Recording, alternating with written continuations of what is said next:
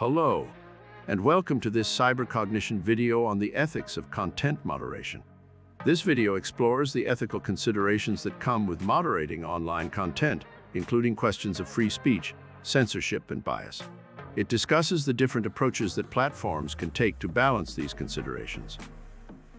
Ethical considerations are an essential aspect of online moderation.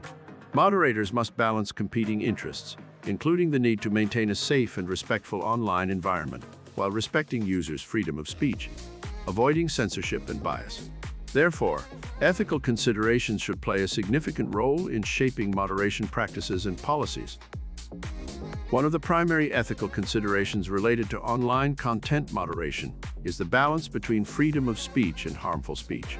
Moderators must ensure that they do not infringe on users' right to express themselves freely, while also preventing harmful speech that could lead to harm or discrimination against other individuals or groups. This requires platforms to define and apply clear guidelines that differentiate between acceptable and harmful speech, while also considering ideological, cultural, social, and legal contexts. Another ethical consideration in content moderation is censorship.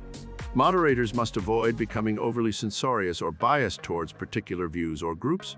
This requires a transparent and consistent approach to moderation efforts that considers the diverse perspectives and opinions of users. It also requires platforms to provide clear and accessible feedback mechanisms that enable users to challenge moderation decisions. Bias is another ethical consideration in online moderation.